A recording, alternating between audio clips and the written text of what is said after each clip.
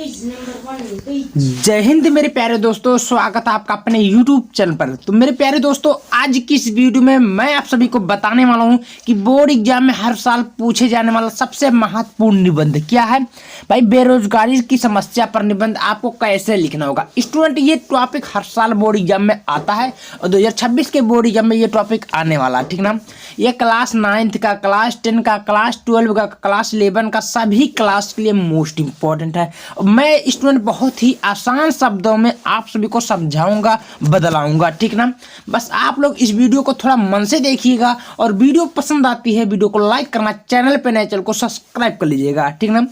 देखिए दोस्तों, एग्जाम में आपको पूछता है ऐसे बेरोजगारी की समस्या पर आपको निबंध लिखना है, जो कि कम से कम 200 शब्दों से ज़्यादा नहीं होना चाहिए, कम नहीं होना चाहिए। तो मैं हेडिंग वाइज लेकर आया हूँ, जो कि आपको मात्र ये हेडिंग जैसे जैसे लिखा हूँ ऐसे लिखोगे भाई, पूरे के पूरे नंबर आपको मिलने वाले हैं। सबसे पहले आपके बात की जाए, सबसे पहले आपको कोई भी हेडिंग में स्टूडेंट रूपरेखा का मतलब ये होता है कि उसमें आप क्या लिख रहे हैं, प्रस्तावना लिख रहे हैं, समस्या लिख रहे हैं, उपसंहार, ठीक ना। आपको इसमें लिख देनी है। आप प्रस्तावना का मतलब होता है स्टूडेंट उसका परिभाषा, जिसका यानी कि मान लीजिए आप लोग लिख रहे हैं बेरोजगारी की समस्या पर निबंध, तो उसका प्रस्तावना में उसका परिभाषा होता है, तो आपको उसको डाल देना। निचवा है समस्या उसका क्या क्या समस्या हो रही है, तो उसके बारे में आपको लिख देना होगा। और तीसरा है भाई उपसंहार, इसका उपसंहार क्या है, ठीक ना। ऐसे कर देनी है, कोई दिक्कत नहीं है। चलिए, ठीक है। तो ये 4-5 हेडिंग आपको इम्पोर्टेंट ध्यान देनी है। चलिए वीडियो को स्टार्ट करते हैं। तो यहाँ पर आपके सबसे पहले सामने लिखा प्रस्तावना। भाई, प्रस्तावना में मैं आप सभी को पहले बता दिया हूँ क्या क्या लिखना होगा। बहुत ही आसान शब्दों में, कम शब्दों में बताएंगे स्टूडेंट। इस तरह के आप लिखोगे तो आपको पूरे के पूरे नंबर मिलेंगे, एक भी नंबर टीचर नहीं काटेगा।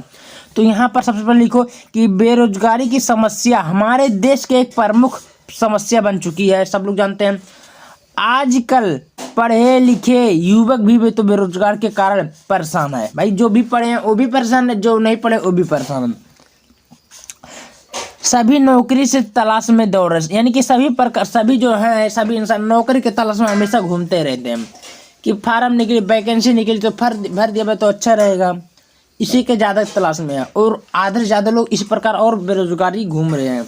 अब देखिए क्या होता है स्टूडेंट, बस देखिए ज़्यादा बड़ा हेडिंग तो नहीं होगा, मैंने छोटा छोटा हेडिंग लिखवाया हूँ। फिर आपको लिखना है बेरोजगारी की अर्थ। इसका अर्थ क्या होता है कि बेरोजगारी ऐसी स्थिति को कहते हैं जब कोई काम करने के लिए इच्छा होता है परंतु उसे कोई काम नहीं मिलता है, तो ऐसे बेरोजगारी की श्रेणी में रखा जाता है। स्टूडेंट, मैंने क्या बोला अभी कि बेरोजगारी का अर्थ ये होता है जब आपका मन की कोई भी चीज़ को कार्य करने को होता है परंतु आपको कार्य नहीं मिलता है, तो ऐसे की क्या बोलते हैं स्टूडेंट, बेरोजगारी की श्रेणी में रखा जाता है। समझ में आ रहा है कि नहीं आ रही है? बहुत ही आसान शब्दों में प्यारा सा।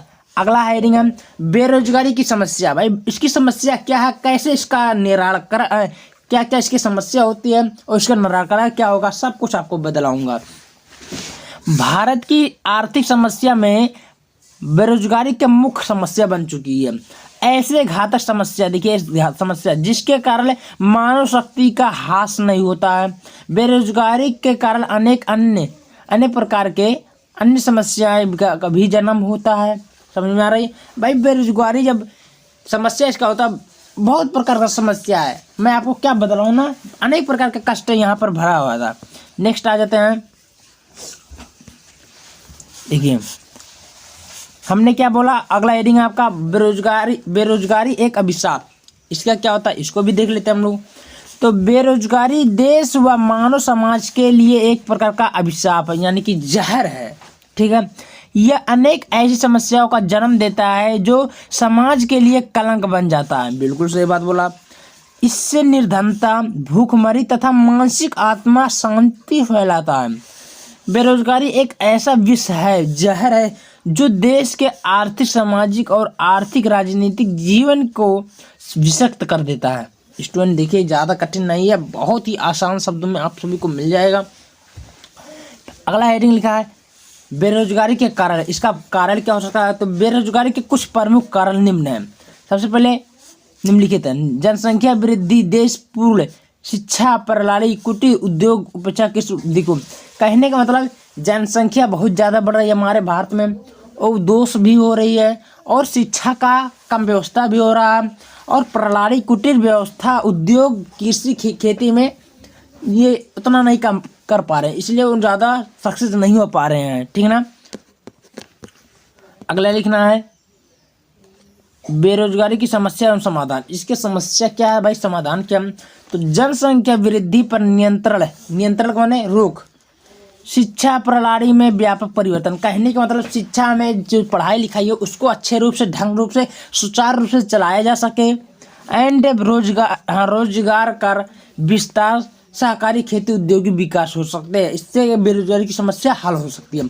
कहने का मतलब स्टूडेंट ये है कि शिक्षा बहुत बढ़िया होना चाहिए, पढ़ाई लिखाई होना चाहिए, और रोजगार का एक विस्तार, सहकारी खेती, और यानी कि इसी प्रकार भाई खेती अगर सही ढंग से आप कर रहे हैं, तुम्हारे पास खेती है, आपके पास खेती है, तो उसमें अनेक अनेक प्रकार के फल फ्रूट करवानी के उसको अनेक प्रकार का आप लाभ कमा सकते हैं। बस ज़्यादा कुछ नहीं है।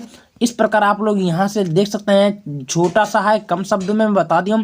इसी प्रकार लिखोगे भाई, पूरे के पूरे नंबर आपको मिलने ही वाले हैं। वीडियो को ज़्यादा देर शेयर कर, धन्यवाद।